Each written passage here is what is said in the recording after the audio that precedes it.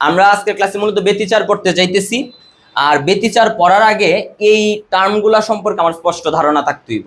একটা হচ্ছে তরঙ্গ কাকে বলে, দশা কি, দশা পার্থক্য কি, সমদশা ও বিপরীত দশা কি, পথ পার্থক্য কি, তরঙ্গ দৈর্ঘ্য কি, দশা পার্থক্য পথ পার্থক্যের মধ্যে সম্পর্ক, সমদশা ও বিপরীত দশায় মিলিত হওয়ার শর্তসমূহ, উপরিপাতন, এই জিনিসগুলো সম্পর্কে যদি স্পষ্ট ধারণা থাকে ব্যতিচার অবশ্যই আমরা বুঝবো, এবং আমরা তো বোঝার চেষ্টা করবো যে ব্যতিচার থেকে কিভাবে আমাদের কোয়েশন আসবে।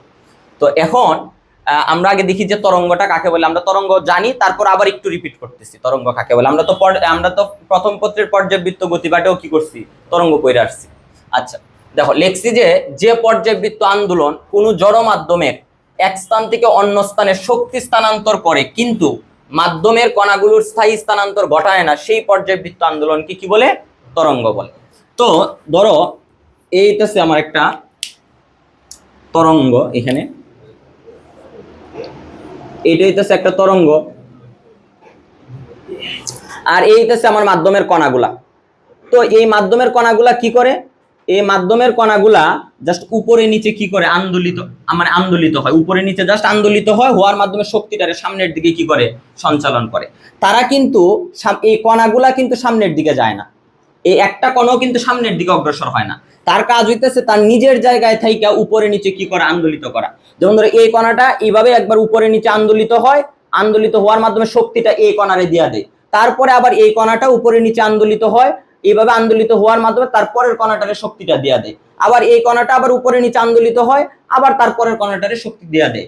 এইভাবে শক্তির স্থানান্তর সামনের দিকে অগ্রসর হয়, মানে শক্তিটা সামনের দিকে অগ্রসর হয়, কিন্তু মাধ্যমের কণাগুলা তার নিজ জায়গায় কি থাকে, টিকটাইকা উপরে নিচে জাস্ট শুধু কি হয়, আন্দোলিত হয়। এই কথাটাই আমি এখানে বলছি যে কোন জড় মাধ্যমের এক স্থান থেকে অন্য স্থানে শক্তি স্থানান্তর করে কিন্তু মাধ্যমের কণাগুলোর স্থায়ী স্থানান্তর ঘটায় না। তার একটা উদাহরণ হইতেছে, ধরো একটা শান্ত পুকুর, তার মধ্যে একটা কুচুরিপানা আছে, এখন তুমি পুকুরের এক পাশে একটা ঢেউ সৃষ্টি করছো, একটা ঢিল দিয়া একটা ঢেউ সৃষ্টি করছো।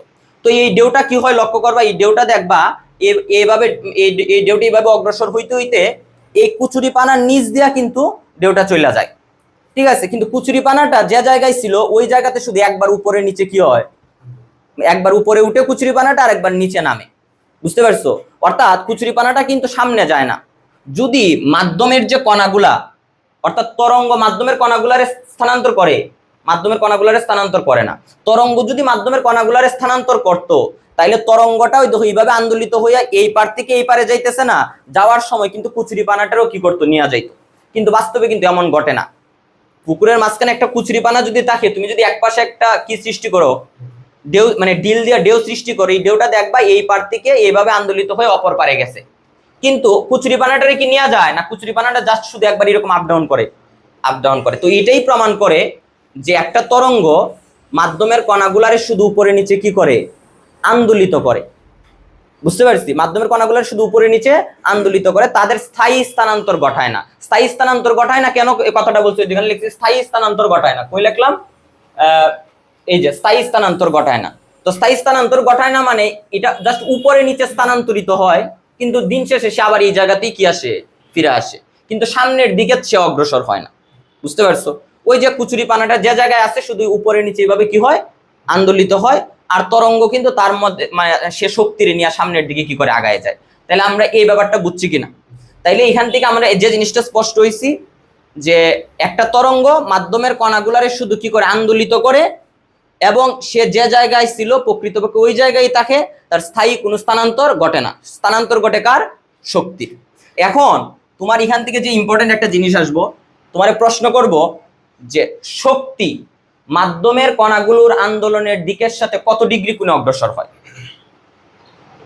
শক্তি কোন দিকে যাইতেছে, এইদিকে, আর মাধ্যমের কণাগুলো কোন দিকে আন্দোলিত হইতেছে, এই বরাবর, বুঝতে পারছো? তাহলে শক্তি স্থানান্তরের দিকই দিকে, আর মাধ্যমের কণাগুলো আন্দোলিত হওয়ার দিকই দিকে, বুঝতে পারছি কিনা? তাইলে শক্তি স্থানান্তরের দিকের সাথে মাধ্যমের কণা, মানে শক্তি স্থানান্তরিত হয় মাধ্যমের কণাগুলোর আন্দোলনের দিকের সাথে কত ডিগ্রি কোণে, 90 ডিগ্রি কোণে না? হ্যাঁ, তার মানে আমরা এখানে বলতে পারি যে মাধ্যমের কণাগুলোর আন্দোলনের দিকের সাথে শক্তি সমকোণে কি হয়, স্থানান্তরিত হয় বা অগ্রসর হয়, বুঝতে পারছি?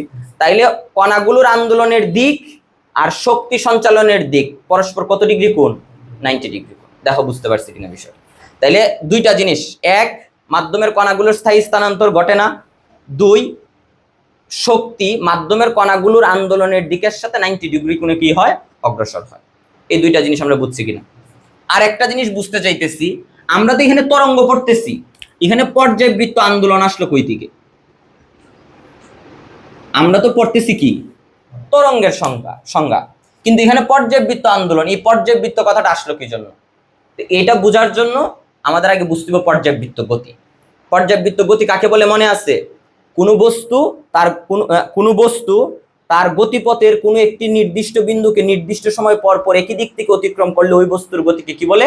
পর্যায়বৃত্ত গতি বলে। যেমন ধরো এই একটা বস্তু, আর এটা হইতেছে তার গতিপথ, এটা হইতেছে তার কি পথ? গতিপথ। তো এখান থেকে সে যাত্রা শুরু করছে, ওই দেখো এখান থেকে সে যাত্রা শুরু করছে, ধরে নিলাম এই দিকে আসতেছে, এই দিকে আসতেছে, তো এইভাবে বারবার সে এই বিন্দুতে ফিরে আসতেছে, এটা ধরে নিলাম এ বিন্দু। তো এই বস্তুটা এই গতিপথ দুইরা সে হইতেছে, চলতেছে বা গতিশীল আছে, বুঝতে পারছি? এখন এই বিন্দুর থেকে যাত্রা শুরু করে এই বিন্দুতে আসতে ধরে নিলাম তার 4 সেকেন্ড লাগে, অর্থাৎ এই 4 সেকেন্ড পর সে একবার এই জায়গায় আসলো, আবার 4 সেকেন্ড পর সে এই জায়গায় আসলো, আবার 4 সেকেন্ড পর এই জায়গায় আসলো। তাহলে দেখো তার এই গতিপথের এই এ বিন্দুটারে নির্দিষ্ট সময় পর পর অতিক্রম করতেছে না, আর নির্দিষ্ট সময়টা কত? 4 সেকেন্ড। নির্দিষ্ট সময়টা কত? 4 সেকেন্ড। অর্থাৎ নির্দিষ্ট সময় পর পর একই দিক থেকে, কিন্তু অর্থাৎ ডান থেকে সে বামে, কিন্তু সে কি করতেছে? ডান থেকে এটা এইভাবে আসতেছে, মানে কোন দিক থেকে কোন দিকে আসতেছে? ডান থেকে বামে, বুঝতে পারছো? সে এই তার গতিপথেরই নির্দিষ্ট বিন্দুটারে নির্দিষ্ট সময় পর পর একই দিক থেকে কিন্তু সে কি করতেছে? অতিক্রম করতেছে। তাইলে এই বস্তুর গতিটার নাম কি হইব? পর্যায়বৃত্ত গতি। এই একই ঘটনা কিন্তু এই কণাগুলার ক্ষেত্রেও ঘটে। একই ঘটনা কিন্তু কার বেলায় ঘটে? কণাগুলার বেলায়ও ঘটে, বুঝতে পারছি কিনা? তো কণাগুলার বেলায়ও ঘটে। তো এটা কিভাবে ঘটে? এখানে তুমি একটা জিনিস চিন্তা করে দেখো, আমি যদি তোমারে একটা, এই যে এটা মুছাই দেই, আচ্ছা এটা মুছাই দিয়া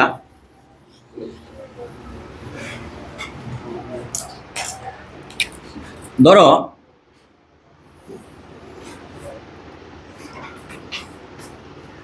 আচ্ছা আমরা তো জানি এখানে একটা চতুর্ভাগ আঁকলাম, এই জায়গা থেকে এই জায়গা আসলে 90 ডিগ্রি, 180 ডিগ্রি, 270 ডিগ্রি, 360 ডিগ্রি। ওকে, তো এটা গেল একটা।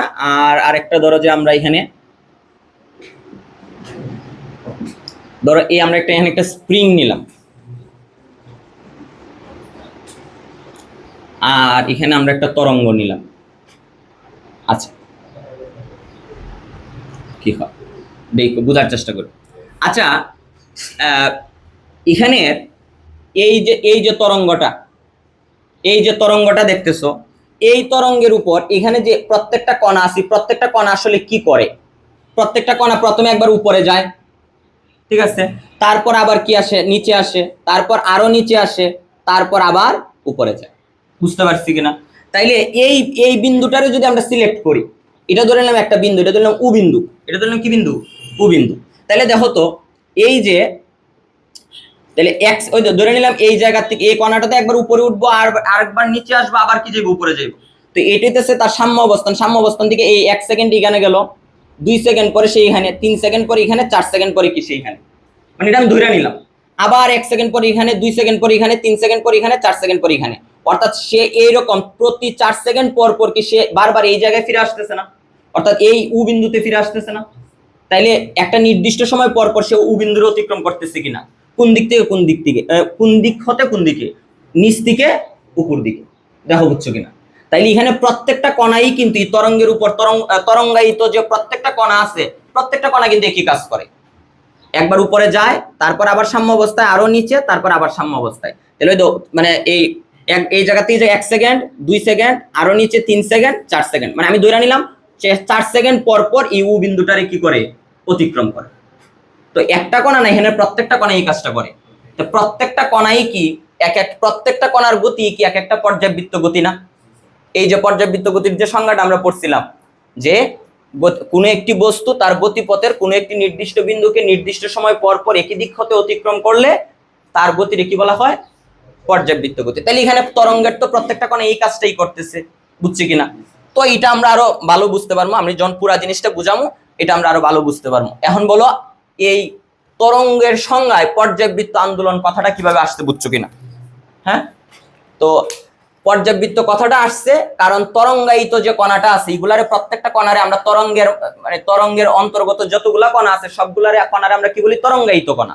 এই সবগুলা তরঙ্গায়িত কণার যে গতি, প্রত্যেকটার গতি কি মূলত একটা পর্যায়বৃত্ত গতি। এই কারণেই এখানে বলা হয়েছে যে পর্যায়বৃত্ত আন্দোলন। ঠিক আছে, তাইলে এর মানে আমরা বুঝতে পারি যে তরঙ্গায়িত কণাগুলোর মধ্যে কি আছে? পর্যায়বৃত্ত গতি আছে, 1 নাম্বার। 2 নাম্বার, এই শক্তি সঞ্চালনের দিক মাধ্যমের কণাগুলোর আন্দোলনের দিকের সাথে কত ডিগ্রি কোণে অগ্রসর হয়? 90 ডিগ্রি কোণে। তারপর আরেকটা জিনিস আমরা কি দেখলাম? মাধ্যমের কণাগুলোর স্থায়ী স্থানান্তর ঘটে না। এখন বলো তোমার তরঙ্গ সম্পর্কে তুমি বুঝছো কিনা? এই তরঙ্গের সংজ্ঞায় যা যা বলা হয়েছে সবকিছু বুঝছো কিনা? আর স্থায়ী স্থানান্তর ঘটে না মানে উপরে নিচে স্থানান্তরিত হয়, কিন্তু তাদের যে এই সাম্য অবস্থার যে বিন্দুটা দিন শেষে তারা এই জায়গাতেই কি করে ফিরে আসে, তারা কিন্তু সামনের দিকে অগ্রসর হয় না, তারা সামনের দিকে অগ্রসর করে শুধু কারে? শক্তিরে। তরঙ্গ সম্পর্কে তাহলে আমাদের ধারণা ক্লিয়ার হয়েছে কিনা বলো? ওকে, তাইলে এখন আমরা যাই থেকে দশা কি দেখো, এবং দশা কি, এবং আমরা আবার পর্যাবৃত্ত গতির ব্যাপারটা এখানে আরো আমরা ক্লিয়ার হইতে পারি।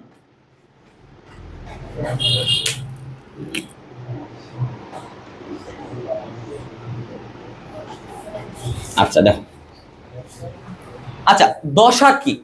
দশা হইতেছে যে তরঙ্গায়িত কণাগুলো আছে না, তরঙ্গায়িত কণাগুলার অবস্থান এবং তাদের গতির দিক বোঝানোর জন্য একটা রাশি।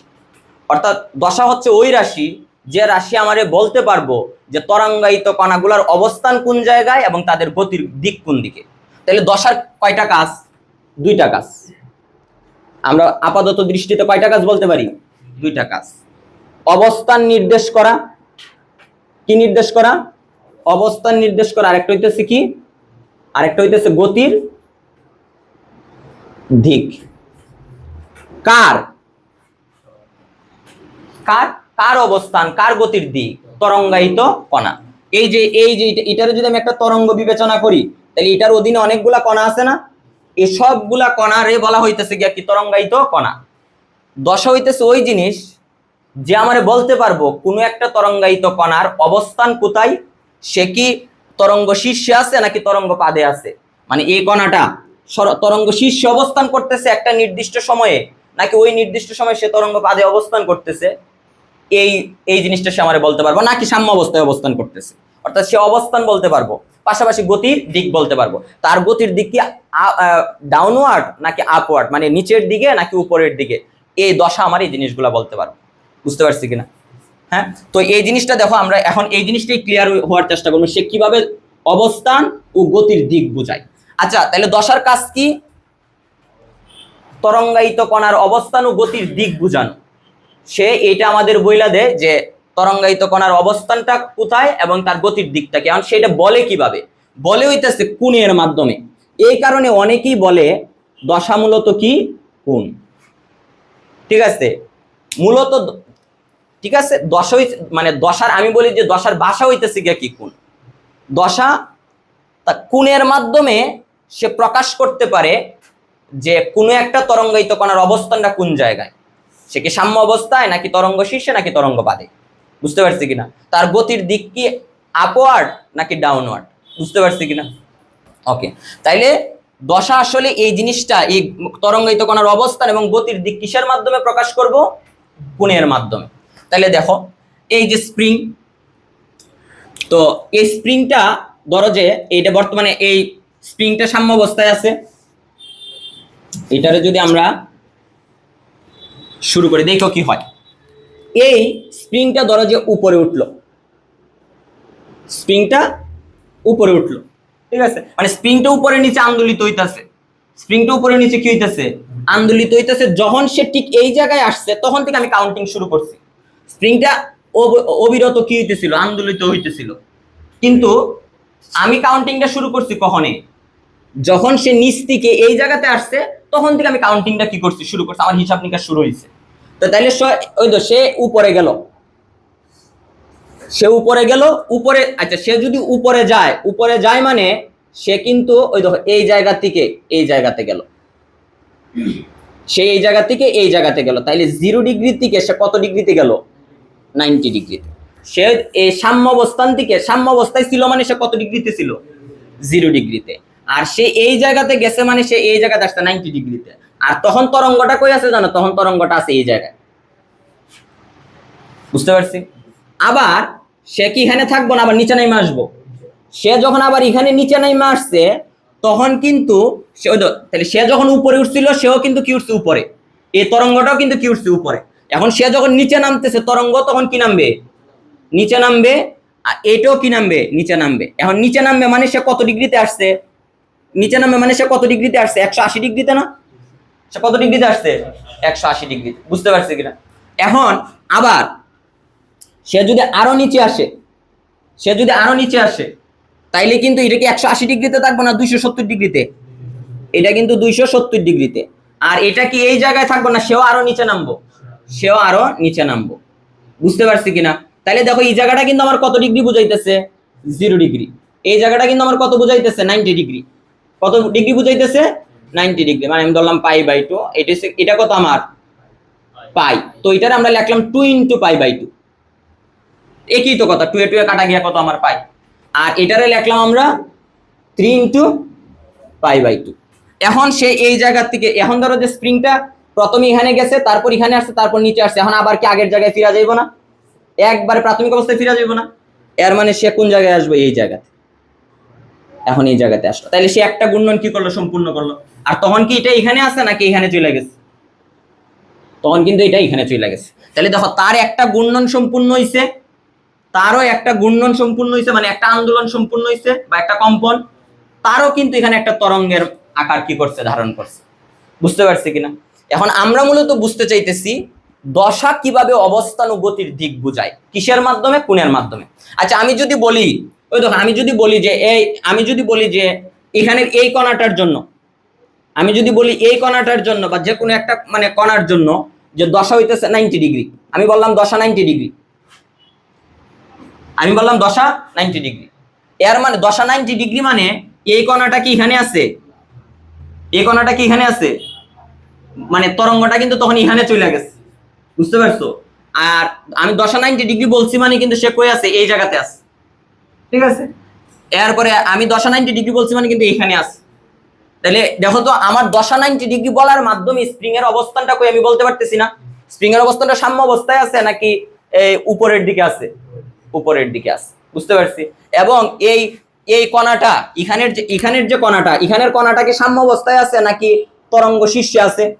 তরঙ্গ মানে এখানের কণাটা কিন্তু, বুঝতে পারছো? এখানের কণাটা কিন্তু তখন কি গেছে? তরঙ্গ শীর্ষেতে। দেখো বুঝছি কিনা? হ্যাঁ, তাইলে দশা এই দশা কি আমার এক অবস্থান বলতে পারতেছি কিনা? আমি যদি বলতাম যে দশা 90 ডিগ্রি, দশা 180 ডিগ্রি, আমি যদি বলি দশা 180 ডিগ্রি, এর মানে এই কণাটা কি এখানে আছে না এখন সাম্য অবস্থায় আসছে? সাম্য অবস্থায় আসছে। স্প্রিংটা কি এখানে আছে না সাম্য অবস্থায় আসছে? সাম্য অবস্থায় আসছে। এবং এইখানে আমরা এই জায়গাতে অবস্থান করতেছি। আমি যদি এখানে একটা বস্তু কল্পনা করি, যদি ধরি যে একটা বস্তু ঘুরতেছে, তাহলে বস্তুটা কোন জায়গায় আছে? এই জায়গায়। বুঝতে পারছি? এটা নিচে মূলত কোনটারে পারফেক্ট করার লাগে আর কি, এটা বোঝানোর জন্য কোনটা কোন জায়গায় আছে। বুঝতে পারছি? তাইলে দেখো আমার কিন্তু দশা, আমরা যখন কোণের মাধ্যমে দশাগুলারে প্রকাশ করতেছি, দশাই কিন্তু বইলা দিতেছে কোন কণার অবস্থানটা কোন জায়গায়। বুঝতে পারছি? ওকে। এছাড়া আরেকটা জিনিস বলতেছে সে গতির দিক। তুমি চিন্তা করো, আমি যখন বলছি দশা 90 ডিগ্রি, তাহলে সে কই আছে? তরঙ্গ শীর্ষে। এই কণাটা কি আর উপরে যাইবো না এখন নিচের দিকে আসবো? তাইলে আমি বুঝতে পারতেছি আমি দশা 90 ডিগ্রি বলছি মানে সে অলরেডি তরঙ্গ শীর্ষে আছে। এখন তার গতির দিক কার দিকে হয়ে রয়েছে? সাম্য অবস্থার দিকে। সে এখন আবার কোন দিকে আসতে চাইতেছে? সাম্য অবস্থার দিকে। তাহলে কি গতির দিক বোঝা যাইতেছে না? এবং আমি যদি বলি দশা 90 ডিগ্রি, এর মানে স্প্রিংটা অলরেডি এই জায়গাতে আছে। এর মানে এখন সে কোন জায়গা, তার গতির দিক কোন দিকে? সাম্য অবস্থার দিকে। ক্লিয়ার তাইলে জিনিসটা? ওকে। তো এইভাবেই মূলত আমারে দশা, অবস্থান এবং গতির দিক কিসের মাধ্যমে প্রকাশ করে? কোণের মাধ্যমে প্রকাশ করে। এই কারণে আমরা অনেকেই বলি দশা মূলত কি হইতেছে? একটা কোণ। দেখো বুঝতে পারছো কি? তাহলে এখানে যে আমরা বলছিলাম যে দশা কি, দশা কি ব্যাপারটা বুঝতে পারছো? দশা হইতেছে তরঙ্গায়িত কণার একটা রাশি, যে বলতে পারে যে ওই তরঙ্গায়িত কণাটা অবস্থান কোথায় এবং তার গতির দিক কি। আমি যদি বলি যে দশা 270 ডিগ্রি, আমি যদি বলি যে দশা 270 ডিগ্রি, এর মানে এই তরঙ্গায়িত কণাটা কিন্তু এখন এখানে, এই তরঙ্গায়িত কণাটা কিন্তু এখানে, মানে এখান থেকে যখন এখানে গেছিল কত 90 ডিগ্রি, আর যখন এখানে ফিরে আসছিল তখন কত 180, আর যখন এখানে আসছে, বুঝতে পারছি কিনা? তো এর মানে আমি যখন বলতেছি দশা 270 ডিগ্রি, এর মানে তার অবস্থান কিন্তু তরঙ্গ পাদে, বুঝতে পারছি কিনা? এবং এই স্প্রিংটার অবস্থান কিন্তু তখন আবার সে এখানে এই নিচের দিকে, ঠিক আছে? আর সে মূলত কই আছে, এই বস্তুটা যদি ঘূর্ণন বিবেচনা করি তাহলে সে মূলত কোন জায়গায় আছে, এই জায়গায়, বুঝতে পারছি? তো আমার দশার মাধ্যমে আমরা মূলত অবস্থান বুঝতে পারি এবং কার দিক বুঝতে পারি, গতির দিক। ক্লিয়ার তাইলে জিনিসটা? ওকে, তাহলে আমরা বুঝা গেলাম তরঙ্গ কাকে বলে এবং দশা কি। এতটুকু পর্যন্ত বুঝছি কিনা বলো? হ্যাঁ, আচ্ছা, এখন আসো আমরা বোঝার চেষ্টা করবো দশা পার্থক্য। এখন দশা পার্থক্য যদি তুমি বুঝতে চাও, আগে তোমার এটা চিন্তা করতে হবে দশা পার্থক্যটা তুমি কার বুঝতে চাইতেছো। এটা কি একটা তরঙ্গের, ওই যে একটা তরঙ্গের মধ্যে অনেকগুলা কণা আছে না, একটা তরঙ্গের মধ্যে তো অনেকগুলা কণা আছে, তো তোমার এটা চিন্তা করতে হবে দশা পার্থক্যটা আমি কার জন্য বুঝতে চাইতেছি। আমি কি দুইটা তরঙ্গের দশা পার্থক্য বুঝতে চাইতেছি, নাকি একটা তরঙ্গের দুইটা কণার দশা পার্থক্য বুঝতে চাইতেছি? কথাটা আমি বুঝাইতাম পারছি? দুই ধরনের দশা পার্থক্য আছে, একটা হইতেছে দুইটা তরঙ্গের মধ্যে দশা পার্থক্য, আর একটা হইতেছে তরঙ্গ একটাই, তবে ওই তরঙ্গের অধীনে যতগুলা কণা আছে ওই কণা সমূহের মধ্যে কি দশা পার্থক্য, বুঝতে পারছি কিনা? তাইলে দেখো আমরা এই জিনিসটা আমি আরো ক্লিয়ার করতেছি।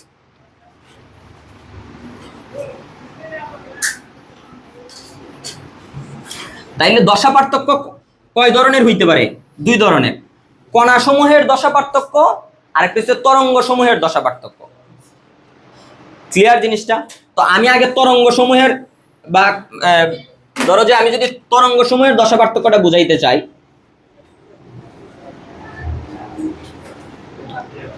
তো 0 ডিগ্রি এই জায়গার জন্য এটারে যদি আমরা ধরি 0 ডিগ্রি, এটা হইতেছে আমার কত π/2, এটা কত আমার, এটারে ধরলাম 0 × π/2 এইভাবে প্রকাশ করলাম। এটা কি 1 × π/2, এটা কি আমার 2 × π/2, এটা হইতেছে আমার কি 3 × π/2, এটা হইতেছে আমার 4 × π/2 মানে 2π, এটা হইতেছে আমার কি 5 × π/2, এটা হইতেছে আমার 6 × π/2। তো এইভাবে এটা আগাইতে থাকবে। এখন আরেকটা তরঙ্গ,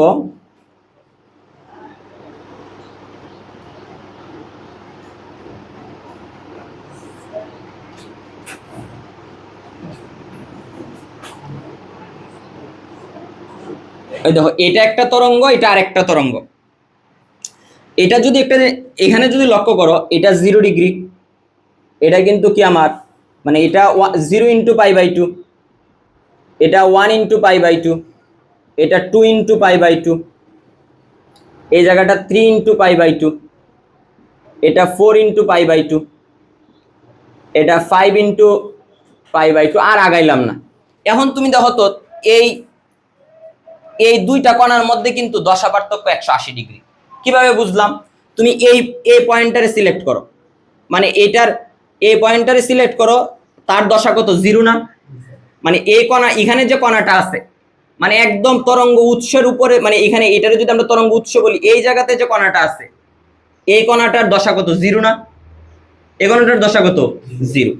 আর এখানে দেখো তো এই বরাবরে যে দশা আছে এটা কত, 2 কাটা করলে পাই মানে কত 180।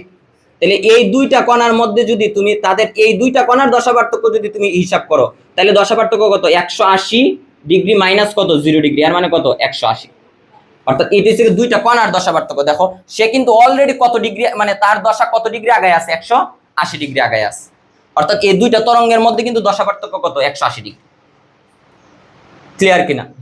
তো সবসময় যে দশা পার্থক্য 180 ডিগ্রি ব্যাপার না, আরো যে কোনো পার্থক্যই থাকতে পারে দুইটা তরঙ্গ। দেখো সে আছে মানে সে 0 ডিগ্রি, তার যে জায়গায় 0 ডিগ্রি তার কিন্তু এই জায়গাতে কত 180। তার যে জায়গাতে দেখো এইখানে যদি এইটার সাথে যদি তার যে জায়গাতে কত, এখানে এটা কত, এটা হইতেছে 2 এ 2 কাটা করলে পাই কত 180। তার যে জায়গাতে 180 তার কিন্তু এই জায়গাতে হইতেছে আমার 360। দেখো এই জায়গাতে কত হইতেছে আমার 360, এই জায়গাটাতে 4 × π/2 মানে কত 2π, 2π মানে কত 360, 2π মানে 360, অর্থাৎ তার যে জায়গাতে 180 তার এই জায়গাতে কত 360, তাহলে তাদের মধ্যে পার্থক্য কত 180। তো এরকম প্রত্যেকটা বিন্দুর বেলায় দেখবা যে একই ঘটনা ঘটতেছে, তাদের প্রত্যেকটা বিন্দু বা প্রত্যেকটা কণার জন্যই দেখা যায় যে দুইটা তরঙ্গের মধ্যে কত ডিগ্রির পার্থক্য আছে 180 ডিগ্রি। বুঝতে পারছি কিনা?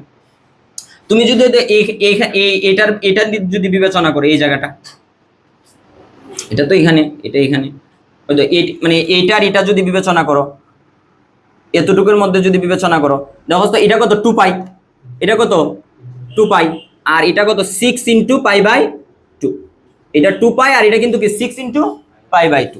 তো 2π মানে এখানে কত, 2π মানে 180, সরি 2π মানে 360, সরি 360, আর এখানে হইতেছে 3π, এখানে কত হইতেছে আমার 3π, 3π মানে হইতেছে আমার 200, এই তোমার 3π হইলে হইতেছে কত আমার 540। তাহলে এখন বিয়োগ দাও তো কত আসে 180। তাহলে প্রত্যেকটা বিন্দুর জন্য একটা থেকে আরেকটা কত পাইবা 180 ডিগ্রি দশা পার্থক্য। ক্লিয়ার? আচ্ছা, তো এখন এই যে আমরা দশা পার্থক্যটা দেখলাম, এটা কিন্তু দুইটা তরঙ্গের মধ্যে কি দশা পার্থক্য। এখন আবার আমরা একটা তরঙ্গের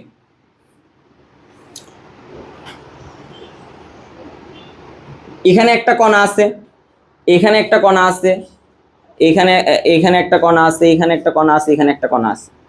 তো এটা 0 ডিগ্রি, এটারে যদি বলি 90 ডিগ্রি, এটা কত আমার 180 ডিগ্রি, এটারে 270 ডিগ্রি, এটা হইতেছে কত 360 ডিগ্রি। এখন তুমি একটা জিনিস চিন্তা করে দাও তো, এই কণা আর এই কণার দশা পার্থক্য কত 180, বা এই কণা আর এই কণার দশা পার্থক্য কত 90 না? বুঝতে পারতেছি কিনা? তাহলে এই যে দশা পার্থক্য, এটা কিন্তু একটা কণার একটা তরঙ্গের মানে দুইটা তরঙ্গায়িত কণার মধ্যে দশা পার্থক্য, আর এখানের যে দশা পার্থক্য দেখছি এটা কি দুইটা তরঙ্গের দশা পার্থক্য। তাইলে আমরা বুঝছি কিনা বলো দশা পার্থক্য জিনিসটা? তাহলে দশা পার্থক্য দুই ধরনের, একটা হইতেছে দুইটা তরঙ্গের দশা পার্থক্য, আর একটা হইতেছে একটা তরঙ্গের মানে একটা তরঙ্গের অন্তর্গত যে কোনো দুইটা কণার দশা পার্থক্য। তা আমি যদি বলি যে এই কণা আর এই কণার দশা পার্থক্য কত, এই দুইটা কণার দশা পার্থক্য কত 360, এই দুইটা কণার দশা পার্থক্য, এই দুইটা কণার দশা পার্থক্য 180। দেখো বুঝতে পারছি কিনা? ক্লিয়ার? তাইলে দশা পার্থক্য। এখন আসো সমদশায় ও বিপরীত দশা কি, সমদশা ও বিপরীত দশা কি?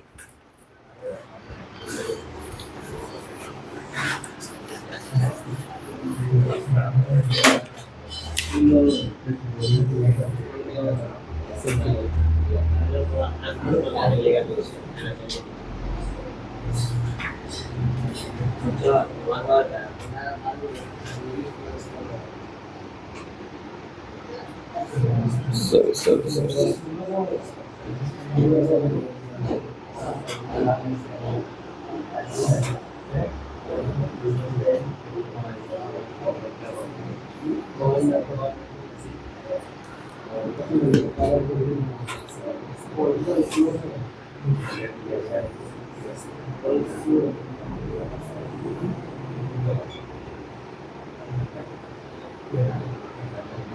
আচ্ছা, আমি টোটাল 3টা তরঙ্গ এখানে লিখছি, এই দুইটা তরঙ্গ কি দশায় আছে? হ্যাঁ, সমদশায়। কিভাবে বুঝছি? কারণ তার তরঙ্গ মানে এটার উপর যদি এটারে নিয়ে ফালাই, এটার উপর যদি এটারে নিয়ে ফালাই, তাহলে দেখো তার তরঙ্গ শীর্ষের সাথে তার তরঙ্গ শীর্ষ, তার তরঙ্গ পাদের সাথে তার তরঙ্গ পাদ, তার তরঙ্গ শীর্ষের সাথে তার তরঙ্গ শীর্ষ, তার তরঙ্গ পাদের সাথে অর্থাৎ একটা একটার সাথে হুবহু কি হয়ে যাবো, মিলা যাবে যদি তার উপর নিয়ে তারা ফালাই। বুঝতে পারছি?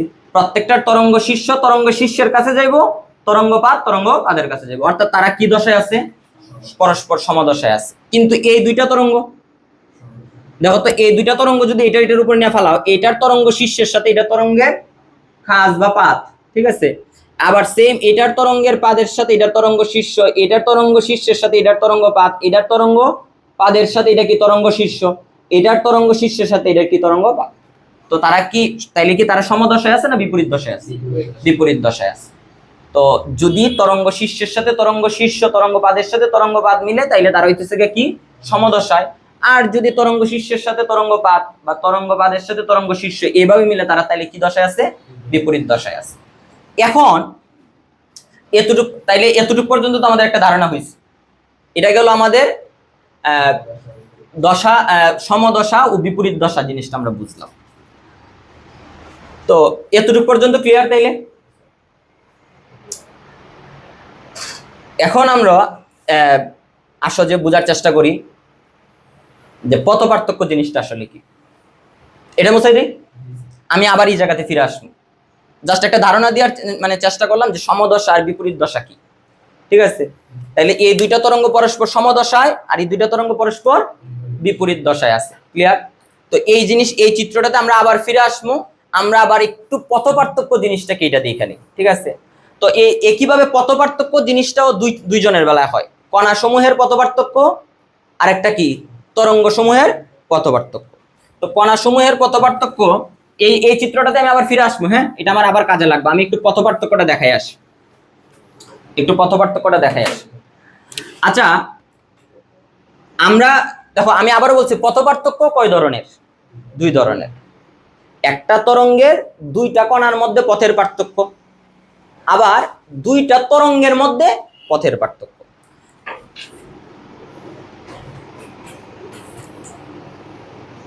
আচ্ছা দেখো, এইখানে যে একটা কণা আছে আর এইখানে যে একটা কণা আছে, তাইলে এই কণার জন্য এই পথ মানে এইটাই হচ্ছে তার পথ বা অতিক্রান্ত দূরত্ব মানে এই কণাটা কতটুকু দূরে আছে উৎস থেকে, কতটুকু দূরে আছে x1, আর এই কণাটা উৎস থেকে কতটুকু দূরে আছে x2। তাইলে তাদের মধ্যে পথের পার্থক্য কত? x2 - x1 = কত? del x। এটা হচ্ছে তাদের পথ পার্থক্য। বুঝতে পারছো? উৎস থেকে এই কণার দূরত্ব কত? x1, উৎস থেকে এই কণার দূরত্ব কত? x2। তাহলে এই দুইটা কণার মধ্যে পথ পার্থক্য কত? x2 - x1 অর্থাৎ কত? del x। del x হইতেছে আমার কি দুইটা কণার পথ পার্থক্য। দেখো বুঝতে পারছি কি? আচ্ছা, এখন এটা তো দেখলাম, আমরা এটা দেখলাম। এটা হচ্ছে একটা তরঙ্গের দুইটি কণার পথ পার্থক্য। এইরকম ভাবে তুমি যে কোনো একটা এই কণাটা নিতে পারো, এই কণাটা নিতে পারো। তাইলে উৎস থেকে তার দূরত্ব কত? x1, আর উৎস থেকে তার দূরত্ব কত আমার? x2। তাহলে এই দুইটা কণার পথ পার্থক্য কত? আবার del x। তাহলে x2 - x1। দেখো বুঝতে পারছি কি? এটা হচ্ছে একটা তরঙ্গের উপর অবস্থিত দুইটা কণার দশা পার্থক্য, পথ পার্থক্য। ক্লিয়ার? তাইলে এখন আসো আমরা একটু যদি দেখি যে দুইটা তরঙ্গের বেলায় আসলে জিনিসটা কি। আচ্ছা, আমি একটু পরিচিতই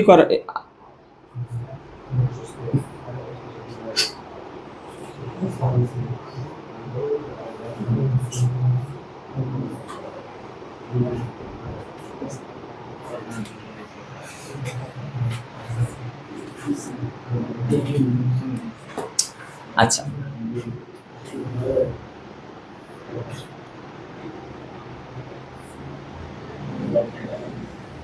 আচ্ছা তো একটু বোঝার চেষ্টা করো। এখানে একটা মোমবাতি রাখছি, এখানে ধরো যে একটা দেওয়ালের মতো আছে, এখানে ধরো যে দুইটা কি আছে? ছিদ্র আছে।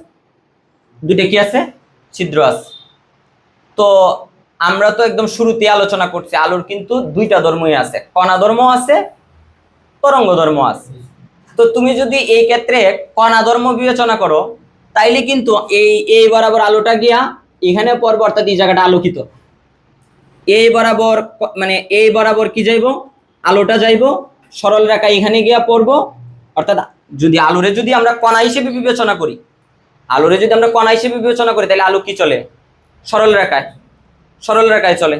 তাইলে এখানের যে আলোটা, এই আলোটা এইদিকে আইসা এখানে যদি পড়ে, মানে কণা হিসেবে বিবেচনা করলে সেই রকম সরল পথে গিয়া এখানে পড়ার কথা। অর্থাৎ এই জায়গাটা আলোকিত, এই জায়গাটা আলোকিত, এই জায়গা অন্ধকার, এই জায়গা অন্ধকার, এই জায়গা অন্ধকার।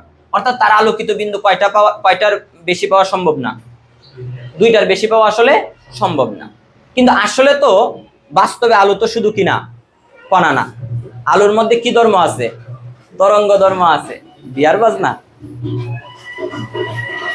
আচ্ছা বাজনাটা যাক, সমস্যা নেই। হ্যাঁ আচ্ছা ঠিক আছে, এই বাজনা শেষ, বিয়ের বাজনা শেষ। তো আসলে বাস্তবে কি আলো শুধু কি, বাস্তবে কি আলো শুধু কণা না তরঙ্গ?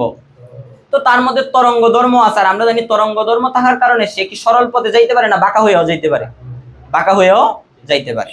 তো এখানে যে ঘটনাটা ঘটে দেখো, মূলত আমরা এখানে আলোর তরঙ্গ ধর্মটা অ্যাপ্লাই করব। তো এইখান থেকে এই আলো ছড়াইয়া পড়তেছে, এই আলো ছড়াইয়া পড়তেছে, আর এই ছিদ্র দিয়া যখন বাহির হয় সে এই তরঙ্গ আকারে ধরে নিলাম এই বিন্দু থেকে পৌঁছাইলো।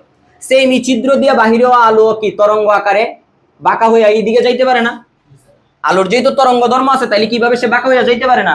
তো এই বিন্দুতে আইসা পড়লো। এখন দেখো তো, এই তরঙ্গের অতিক্রান্ত দূরত্ব আর এই তরঙ্গের অতিক্রান্ত দূরত্ব কি একই? এই তরঙ্গের অতিক্রান্ত দূরত্ব x1, এই তরঙ্গের অতিক্রান্ত দূরত্ব x2। তাইলে দুইটা তরঙ্গের অতিক্রান্ত দূরত্বের পার্থক্য কত? Del x equal to x2 minus x1 না? এটা হইতাছে দুইটা তরঙ্গের পথ পার্থক্য, এটা হচ্ছে দুইটা তরঙ্গের পথ পার্থক্য। সে এই জায়গা থেকে অতিক্রান্ত দূরত্ব তার x1 আর তার অতিক্রান্ত দূরত্ব x2। ডেফিনেটলি x2টা কি আমার বড়, সে বেশি পথ অতিক্রম করছে। তাইলে এই যে তাদের দুইজনের পথের যে ব্যবধান, এটারই আমরা বলতেছি কি দুইটা তরঙ্গের পথ পার্থক্য। আর একটু আগে যেটা দেখলাম আমরা দুইটা কণার পথ পার্থক্য। দেখো বুঝছি কিনা? ক্লিয়ার? ওকে, তো আমরা এই চিত্রগুলো বারবারই লেখমু, এই পাঠে আবার লেখমু। এখন বলো তুমি দুইটা কণার পথ পার্থক্য, দুইটা কণার পথ পার্থক্য আর দুইটা তরঙ্গের পথ পার্থক্য বুঝছো কিনা?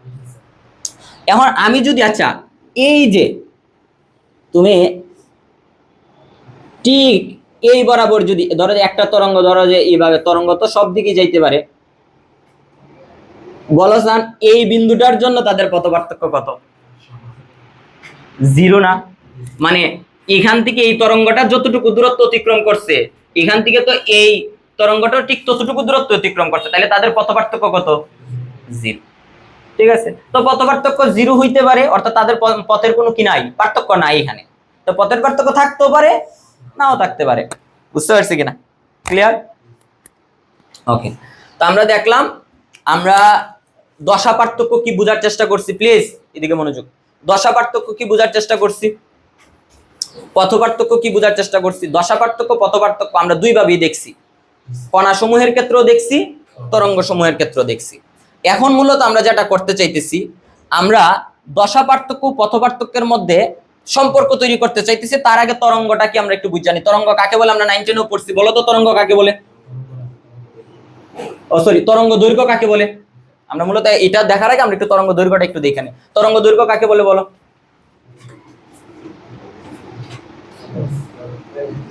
আচ্ছা আরেকটা জিনিস একটু বইলা নেই, এটা আমার আরো আগে বলা উচিত ছিল। দেখো এই যে দশা, তো আমার এই যে সমদশার বিপরীত দশা যেহেতু আসলাম, সমদশা বিপরীত দশা যেহেতু পড়ায় আসছি, এই জিনিসটা আমি আরেকটু ক্লিয়ার করি। সমদশা হওয়ার জন্য তার অবস্থান আর দিক কিন্তু কি হইতে হবে? একই। সমদশা হওয়ার জন্য অবস্থান আর দিক কি হইতে হবে? একই হইতে হবে।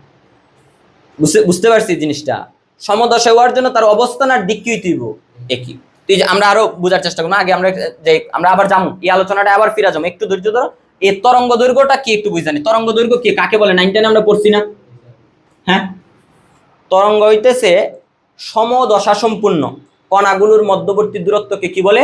তরঙ্গ দৈর্ঘ্য বলে। সমদশা সম্পূর্ণ কণাগুলোর মধ্যবর্তী দূরত্বকে কি বলে? তরঙ্গ দৈর্ঘ্য বলে। বুঝতে পারছি? তাইলে একটা জিনিস একটু, আচ্ছা বলো তো এই কণাটার মানে এই কণাটার দশা আর এই কণাটার দশা একই কিনা? একই। কেন? প্রথম কথা, সেও সাম্য অবস্থায় আছে ধরে নিলাম, যেহেতু এই রেখার উপর আছে ধরে নিলাম, তাহলে সেও সাম্য অবস্থায় আছে, সেও কি আছে? সাম্য অবস্থায় আছে। তাদের অবস্থান একই এবং তাদের গতির দিকও কিন্তু একই। দেখো এইভাবে যদি যাও, সে কোন দিকে উঠতেছে? উপরের দিকে। এইভাবে গিয়ে সে কোন দিকে উঠতেছে? উপরের দিকে। তাহলে তার গতির দিক আর তার গতির দিক কি একই না? এবং তার অবস্থান আর তার অবস্থান কি একই না? তাহলে তারা কি আছে? সমদশায় আছে। বুঝতে পারছেন? এই দুইটা কণা তাহলে কি দশায় আছে? সমদশায় আছে। ওই জিনিসটাই আমি বলতেছিলাম, সমদশায় হওয়ার জন্য তাদের অবস্থান এবং দিক কি হইতে হবে? একই। ক্লিয়ার তাহলে জিনিসটা? তাহলে এই দুইটা কণা কি দশায় আছে? সমদশায় আছে, কারণ তাদের অবস্থান এবং গতির দিক কি একই। তারও গতির দিক কি উপরের দিকে, তারও গতির দিক কি উপরের দিকে। ক্লিয়ার? আচ্ছা, তাহলে দুইটা সমদশায় আছে। তাইলে আমরা একটু আগে এই তরঙ্গ দৈর্ঘ্যের সংজ্ঞাটা কি বললাম? সমদশা সম্পূর্ণ কণাগুলোর মধ্যবর্তী দূরত্বকে কি বলে? তরঙ্গ দৈর্ঘ্য বলে। আচ্ছা, তাইলে দেখো তো একটা জিনিস মনোযোগ দেয়া, এই দুইটা কণার যে এই দূরত্বটা কি তাইলে তরঙ্গ দৈর্ঘ্য না? এই দূরত্বটা কি তাইলে কি তরঙ্গ দৈর্ঘ্য না? আর তরঙ্গ দৈর্ঘ্য আমরা কি দ্বারা প্রকাশ করি? তরঙ্গ দৈর্ঘ্য আমরা কি দ্বারা প্রকাশ করি? ল্যামডা দ্বারা। তরঙ্গ দৈর্ঘ্য কি দ্বারা প্রকাশ করি? ল্যামডা দ্বারা। এতটুকু পর্যন্ত বুঝছি। এই কণাটা আর এই কণাটা, এই দুইটা কণা কিসে আছে? সমদশায় আছে, কারণ তাদের সেও তরঙ্গ শীর্ষে, সেও কি তরঙ্গ শীর্ষে, এবং তারও দেখো এখন ইচ্ছা কেউ এইভাবে যদি নো, তারও ইচ্ছা কিন্তু এখন কি দিকে আসা? নিচের দিকে আসা। তারও ইচ্ছা কিন্তু কি নিচের দিকে আসা। তাদের অবস্থান এবং গতির দিক তাইলে কি একই, তাহলে তারা কি দশায় আছে? সমদশায় আছে। তাদের অবস্থান এবং গতির দিক কিন্তু কি একই, তাইলে তারা কিন্তু কি দশায় আছে? সমদশায় আছে। ওকে, তো তাইলে এই দুইটা কণার মধ্যবর্তী দূরত্ব তরঙ্গ দৈর্ঘ্য। ঠিক আছে, এখন তরঙ্গ দৈর্ঘ্য আর পথ পার্থক্য কিন্তু সমান হইতে পারে যদি তুমি পথ পার্থক্য বাইর করো সমদশা সম্পূর্ণ কণার পথ পার্থক্য। যেমন ধরো এই কণার অতিক্রান্ত, মানে এই কণাটা কতটুকু দূরে আছে? x1, আর এই কণাটা কতটুকু দূরে আছে? এই কণাটা কতটুকু দূরে আছে? x2 না? তাহলে x2 থেকে x1 বিয়োগ দিলে আমরা কি পাই? পথ পার্থক্য পাই। দুইটা কণার পথ পার্থক্য পাই, যেটা কি ল্যামডার সমান না? মানে এই সমদশা সম্পূর্ণ কণাগুলোর মধ্যবর্তী দূরত্বকে কি বলি? তরঙ্গ দৈর্ঘ্য, যেটাকে প্রকাশ করি কি দ্বারা? ল্যামডা দ্বারা। আর উৎস থেকে এই কণার দূরত্ব x1, উৎস থেকে এই কণার দূরত্ব কত? x2, তাহলে তাদের পথ পার্থক্য কত? আমার ডেল x, যেটা কার সমান? ল্যামডার সমান। এই আমি x2 থেকে x1 বিয়োগ দিলে এই জায়গাটা পাবো না, এটা কার সমান? ল্যামডার সমান। তাইলে পথ পার্থক্য আর তরঙ্গ দৈর্ঘ্য একই হইব কখন? পথ পার্থক্যটাই তরঙ্গ দৈর্ঘ্য কখন? যখন আমি পথ পার্থক্যটা বাহির করবো দুইটা সমদশা সম্পূর্ণ কণার মধ্যে। ক্লিয়ার কিনা বলো? ওকে, তাহলে এখন এতটুকু পর্যন্ত যদি আমরা আমাদের ক্লিয়ার থাকে, তাহলে এখন আমরা যে জিনিসটা দেখবো দশা পার্থক্য পথ পার্থক্যের মধ্যে সম্পর্ক। দশা পার্থক্য পথ পার্থক্যের মধ্যে সম্পর্ক। আর দশা পার্থক্য পথ পার্থক্যের মধ্যে যদি তুমি সম্পর্ক দেখতে চাও, সেম এই সম্পর্কটা আবারও দুইটার বেলায়, দুইটা কণার বেলায়, আর একটা কি দুইটা তরঙ্গের বেলায়। তো আমরা আগে দুইটা কণার বেলায় যদি দেখি, দেখো আমাদের কাজ শেষ। মূলত এই জায়গাটা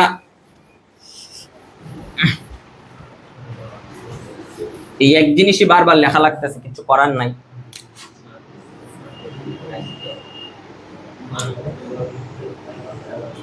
আচ্ছা, এটা কি 0 ডিগ্রি, মানে 0 ইন্টু কত? π/2। এটা 1 ইন্টু π/2, এটা 2 ইন্টু π/2, এটা 3 ইন্টু π/2, এটা 4 ইন্টু π/2 মানে 2π, 4 ইন্টু π/2 মানে 2π, এটা 5 ইন্টু π/2। ওকে, দেখো এখন এই যে দুইটা কণা, এই কণাটা আর এই কণাটা, এই কণাটার অবস্থান আর এই কণাটার অবস্থান একই, এই কণাটা আর এই কণাটার গতির দিক একই, এই কারণে তারা কি দশায় আছে? সমদশায় আছে। বুঝতে পারছি? কিন্তু আচ্ছা, এই দুইটা কণা কি সমদশায় আছে? না, এই দুইটা কণা সমদশায় নাই। বা এই দুইটা কণা কি সমদশায় আছে? আচ্ছা, এই দুইটা কণা সমদশায় নাই কেন বলতে পারবা? অবস্থান একই, কিন্তু গতির দিক তো একই না। তার গতির দিক নিচের দিকে, তার গতির দিক উপরের দিকে। তো অবস্থান একই, কিন্তু তাদের গতির দিক তো একই না, এই কারণে তারা সমদশায় না। কিন্তু এই দুইটা কণা কিন্তু কি আছে? সমদশায় আছে। আর সমদশা সম্পূর্ণ কণাগুলোর মধ্যবর্তী দূরত্বরে আমরা কি বলি? তরঙ্গ দৈর্ঘ্য, যারা আমরা কি দ্বারা প্রকাশ করি? ল্যামডা। তাহলে এই যে আমার দুইটা সমদশা সম্পূর্ণ কণা, যারে আমরা এই সমদশা সম্পূর্ণ কণাগুলোর মধ্যবর্তী দূরত্বরে বলি তরঙ্গ দৈর্ঘ্য, যারে প্রকাশ করি কি দ্বারা? ল্যামডা দ্বারা। ঠিক আছে? আর একটু আগে শুধু আমরা পড়ে আসছি এই সমদশা সম্পূর্ণ কণাগুলার তরঙ্গ দৈর্ঘ্যটা কার সমান হয়? পথ পার্থক্যের সমান হয়। অর্থাৎ এইটার পথ পার্থক্য যদি ধরি x1, মানে এইটার অতিক্রান্ত দূরত্ব যদি ধরি x1, আর এটার অতিক্রান্ত দূরত্ব কত? x2। তো এইটার থেকে এটা বিয়োগ দিলে এটার মান তো 0। বুঝতে পারছি কিনা? তো আর এটা কার সমান হইব? ল্যামডা এর সমান। এখন তুমি একটা জিনিস একটু বোঝার চেষ্টা করো, এই দুইটা কোণের দশা পার্থক্য কত? এটার দশা কত? 2 পাই। 4 × π/2 মানে কত? 2 পাই। এটার দশা কত? 2 পাই। আর এই কোণাটার দশা কত? 0। তাহলে দুইটা কোণের দশা পার্থক্য কত? 2 পাই। দুইটা কোণের দশা পার্থক্য কিন্তু কি আমার? 2 পাই। আর এই দুইটা কোণার তরঙ্গ দৈর্ঘ্য কত আমার? মানে মানে সরি, এই দুইটা কোণার পথ পার্থক্য কত আমার? না, 2 পাই তো হইতেছে আমার দশা।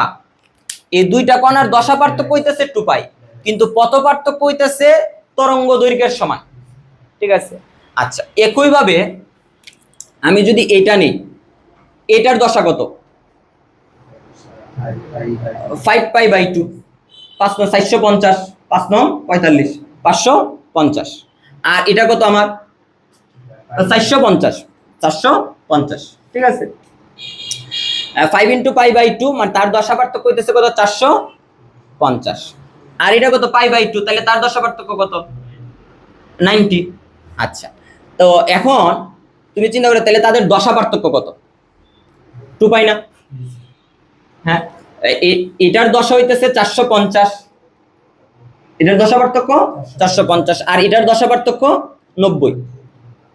এটার দশা 90, এটার দশা হইতেছে 450, তাহলে তাদের দশা পার্থক্য দাঁড়াইতেছে হইতেছে আমার কত? 360। 360 মানে কত? 2 পাই। 360 মানে কত? 2 পাই। তাহলে এই যে সমদশা সম্পূর্ণ কণাগুলোর দশা পার্থক্য কত হইতেছে? 2 পাই। আর এই দূরত্বটারে আমরা কি বলি? ল্যামডা বলি না? এই দূরত্বটারে আমরা কি বলি? ল্যামডা। ক্লিয়ার? আচ্ছা, এখন তুমি আমার এই উৎস থেকে তার দূরত্ব কত ধরে নিলাম? x1। উৎস থেকে তার দূরত্ব কত? x1। আর উৎস থেকে তার দূরত্ব কত? x2। তার দূরত্ব কত আমার? x2। উৎস থেকে এই কণাটার দূরত্ব x1, উৎস থেকে এই কণাটার দূরত্ব কত আমার? x2। তাইলে আমি যদি x2 থেকে বিয়োগ দেই x1, তাহলে আমি কি পাবো? ডেল x, যেটা হইতেছে কি আমার পথ পার্থক্য। আর এই পথ পার্থক্যটা আমরা কি ল্যামডার সমান লিখতাম পারি না? তরঙ্গ দৈর্ঘ্যের সমান লিখতাম পারি না? কারণ আমরা যেহেতু সমদশা সম্পূর্ণ কণার মধ্যে কি বাইর করতেছি? এই পথ পার্থক্য বাইর করতেছি। ঠিক আছে। আর দশা পার্থক্য তো ওই সমদশা সম্পূর্ণ কণার দশা পার্থক্য তো আমরা এখানে কত বাইর করলাম? 360 মানে কত? 2 পাই। এখন এখান থেকে যদি আমরা ঐকিক নিয়ম আকারে লিখি যে ল্যামডা মিটার পথ পার্থক্য, দেখো ল্যামডা মিটার পথ পার্থক্যের জন্য দশা পার্থক্য কত? এই ল্যামডা মিটার পথ পার্থক্যের জন্য দশা পার্থক্য কত? 2 পাই না? এই দুইটা কণার পথ পার্থক্য হইতেছে, এই দুইটা কণার পথ পার্থক্য হইতেছে x2 - x1, যেটা কার সমান? ল্যামডার সমান। আবার এই দুইটা কণার দশা পার্থক্য হইতেছে কত ডিগ্রি? 360 ডিগ্রি। তাইলে ল্যামডা মিটার পথ পার্থক্যের জন্য দশা পার্থক্য কত? 2 পাই। এখন যদি এই দুইটা কণা বললেন মানে সমদশা সম্পূর্ণ কণা বললেন, তার দশা পার্থক্য কত হইছে? 2 পাই। কিন্তু যদি এই দুইটা কণা হইতো, ধরো এই কণাটার এই কণাটা হইতো, তাহলে তার দশা পার্থক্য কি 2 পাই হইতো? হ্যাঁ, তার এই দুইটা কণার দশা পার্থক্য কি 2 পাই হইতো? 2 পাই হইতো না। বা তার পথ পার্থক্য কি ল্যামডা হইতো? তার পথ পার্থক্য কিন্তু কি হইতো না? ল্যামডা হইতো না। তো তার পথ পার্থক্য, তাহলে এই দুইটা কণার পথ পার্থক্য কত? এইটা বাইর করার জন্য আমরা একটা সূত্র ডেভেলপ করতে চাইতেছি। তাইলে আমরা এখান থেকে এই জায়গা থেকে পাইলাম যে ল্যামডা মিটার পথ পার্থক্যের জন্য দশা পার্থক্য কত আমার? 2 পাই। আর তাহলে 1 মিটার পথ পার্থক্যের জন্য 1 মিটার পথ পার্থক্যের জন্য দশা পার্থক্য কত হইব আমার? 2 পাই বাই ল্যামডা। তাইলে ডেল এক্স মিটার পথ পার্থক্যের জন্য দশা পার্থক্য হইতেছে 2 পাই ডেল এক্স ডিভাইডেড বাই কত? ল্যামডা। দেখো ব্যাপারটা বুঝছি। তাইলে দশা পার্থক্য আর দশা পার্থক্য করে আমি প্রকাশ করলাম। ওই দেখো এখানে এই কোণার দশা কত? 90 ডিগ্রি, যেটা প্রকাশ করলাম ডেল 1 দ্বারা। আর এই কোণার দশা পার্থক্য কত আমার? এই কোণার দশা হইতেছে 90 ডিগ্রি, যেটা আমি ডেল 1 দ্বারা প্রকাশ করলাম। এই কোণার দশা হইতেছে 400, এটা ডেল 2 দ্বারা প্রকাশ করলাম। তাইলে এখানে দশা পার্থক্য কত দাঁড়াইতেছে? ডেল দাঁড়াইতেছে কত ডিগ্রি আমার? 2 পাই।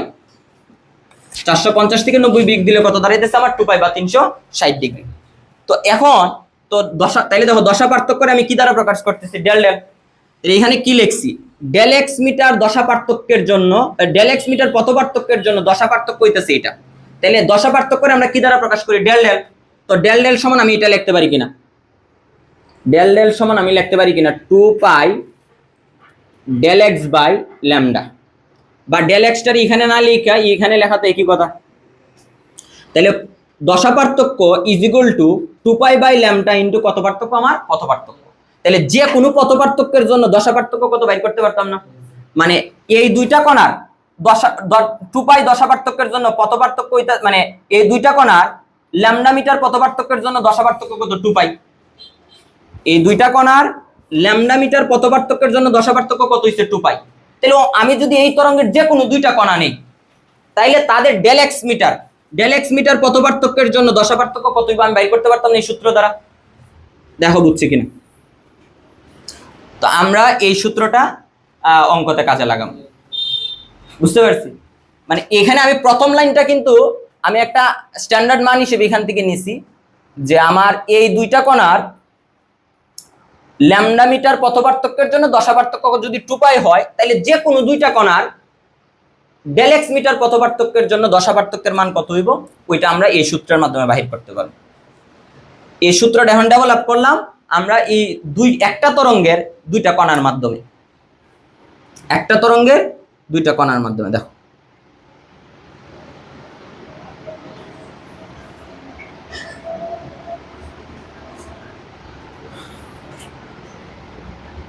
তোলা হয়েছে, মুছাই দেই।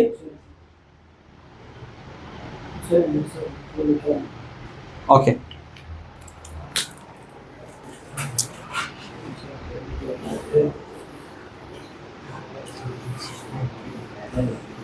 তো এটাই ছিল আমার মূলত দশা পার্থক্য পথ পার্থক্যের মধ্যে কি সম্পর্ক, দশা পার্থক্য পথ পার্থক্যের মধ্যে সম্পর্ক। তো আমরা এই দশা পার্থক্য পথ পার্থক্যের মধ্যে সম্পর্কটা দেখলাম দুইটা কণার জন্য। এখন আমরা দেখার চেষ্টা করব দুইটা তরঙ্গের জন্য। সেম আগের মতো, ধরো এইখানে একটা কি আছে, মোমবাতি আছে।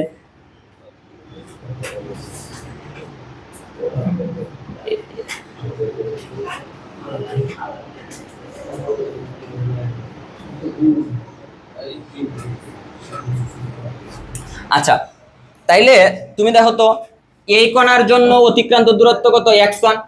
সরি, এই তরঙ্গের জন্য অতিক্রান্ত দূরত্ব কত?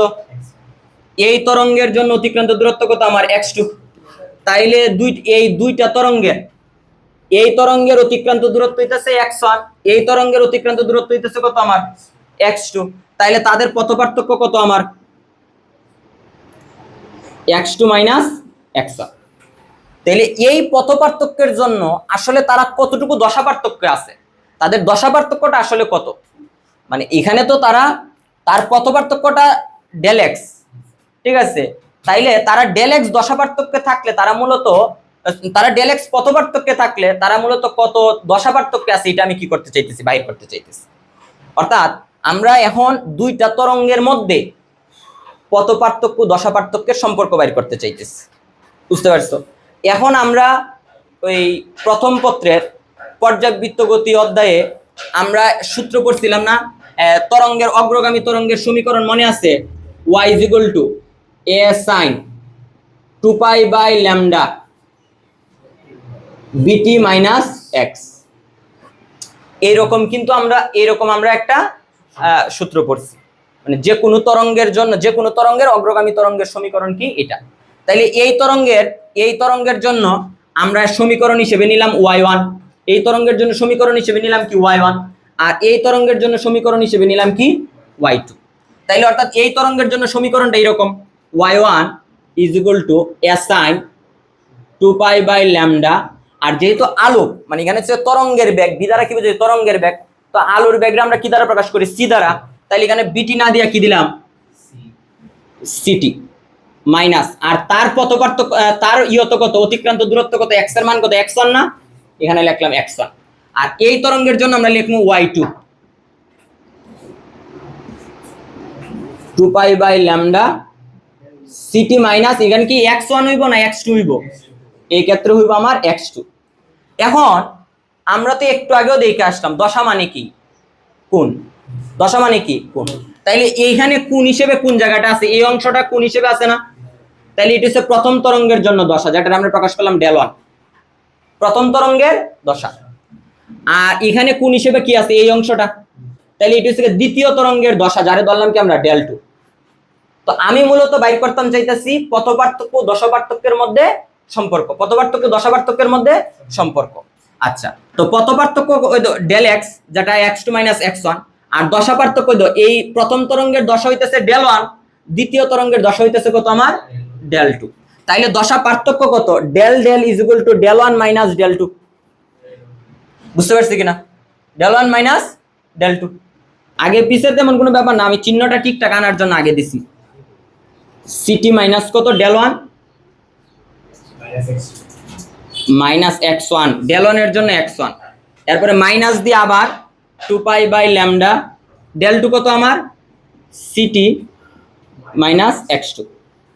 এখন তুমি যদি বিয়োগ দেয়া দাও, দেখো তো 2π ct λ মাইনাস 2π x1 ল্যামডা, আর মাইনাসটা এটা ইয়ে করে দিলে -2π ct ল্যামডা, মাইনাসে মাইনাসে প্লাস 2π x2। এখন দেখো এই দুইটা কি জায়গা, এই দুইটা কাটা যায়, তো কাটা গেলে এই দুইটার থেকে আবার 2π/λ আমরা কমন নিতাম পারি না, এই দুইটার থেকে 2π/λটা আমরা কি নিতে পারি, কমন নিতে পারি। 2π/λটা কমন নিলে এখানে কত আমার x2, আর এখানে আমার কত -x1, আর এই 2π/λ x2 - x সমান আমি কি লিখতে পারি del x, আর এখানে তো এটা মূলত কি সমান পাইলাম, del সমান। দেখো বুঝছি কিনা, তাহলে সেম সূত্রই বাহির হইছে না। তাহলে তুমি দুইটা কণার জন্য দশা পার্থক্য আর পথ পার্থক্যের সম্পর্ক বাইর করো, আর দুইটা তরঙ্গের জন্য, দুইটা কণার জন্য বাইর করো আর দুইটা তরঙ্গের জন্য বাইর করো, দশা পার্থক্য আর পথ পার্থক্যের সম্পর্ক কিন্তু কি বাহির হইব, একই বাহির হইব। কত, del = 2π/λ ইনটু কত del x, ঠিক আছে, 2π/λ ইনটু কত del x। তো দুইটা কণার জন্য পথ পার্থক্য আর দশা পার্থক্যের সম্পর্ক যা, দুইটা তরঙ্গের জন্য দশা পার্থক্য পথ পার্থক্যের সম্পর্ক কি আমার তাই। দেখো বুঝছি কিনা, ক্লিয়ার। তাইলে আমরা সমদশা বিপরীত দশা বুঝলাম, পথ পার্থক্য বুঝলাম, তরঙ্গ দৈর্ঘ্য বুঝলাম, দশা পার্থক্য পথ পার্থক্যের মধ্যে সম্পর্ক বুঝলাম। এখন যেটা বুঝতে চাইতেছি, সমদশা ও বিপরীত দশায় মিলিত হওয়ার শর্তসমূহ, সমদশায় ও বিপরীত দশায় মিলিত হওয়ার শর্তসমূহ।